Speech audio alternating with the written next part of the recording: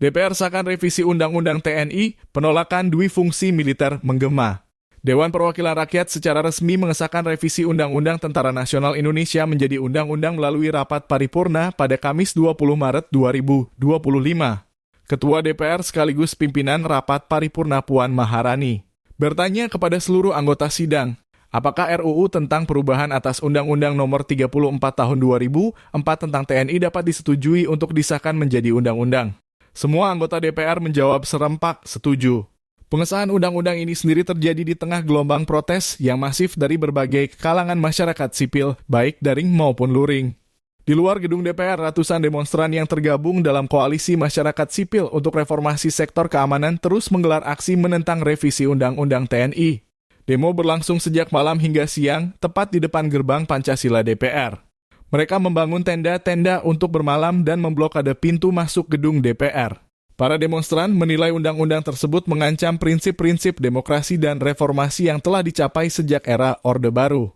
Koordinator Komisi untuk Orang Hilang dan Korban Tindak Kekerasan atau Kontras, Dimas Bagus Arya Saputra mengatakan bahwa revisi Undang-Undang TNI berpotensi mengancam profesionalisme militer. Ia khawatir banyak prajurit militer diperbolehkan masuk ke dalam ruang sipil, menjadikan situasi yang mirip dengan masa Orde Baru. Selain itu, revisi Undang-Undang TNI memperluas cakupan operasi militer yang tidak lagi terbatas hanya pada perang. Menurut Dimas, hal ini mencakup penanggulangan ancaman siber, perlindungan warga negara Indonesia di luar negeri, hingga penanggulangan narkoba. Kritik senada juga digulirkan Komisioner Komnas HAM Anis Hidayah dalam konferensi pers dengan mengatakan bahwa revisi undang-undang seharusnya dibahas secara terbuka dan melibatkan partisipasi publik. Kendati revisi Undang-Undang TNI sudah disahkan, aksi demo terus berlangsung di luar gedung DPR. Demonstran yang menentang revisi Undang-Undang TNI bertahan di pintu gerbang Pancasila, sebagian sisanya di pintu belakang. Pengesahan revisi Undang-Undang TNI sendiri menyentuh berbagai aspek penting dalam hubungan sipil dan militer di Indonesia. Masyarakat dan berbagai kelompok HAM digadang-gadang bakal terus mengawasi implementasi undang-undang tersebut untuk memastikan tak ada pelanggaran terhadap prinsip-prinsip demokrasi dan HAM. Ada 3 poin perubahan dalam RUU TNI yang disahkan oleh DPR RI menjadi undang-undang. 1. Kedudukan TNI di bawah Presiden dan Kemenhan.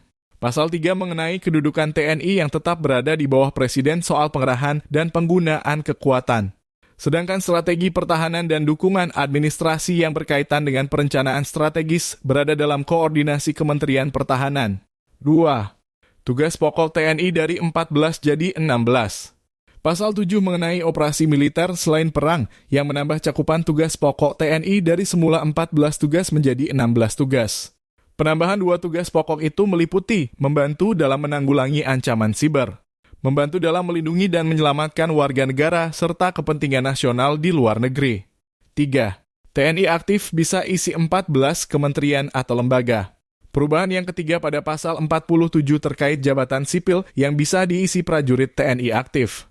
Pada undang-undang lama terdapat 10 bidang jabatan sipil yang bisa diisi prajurit TNI aktif, sedangkan dalam RUU tersebut bertambah menjadi 14 bidang jabatan sipil.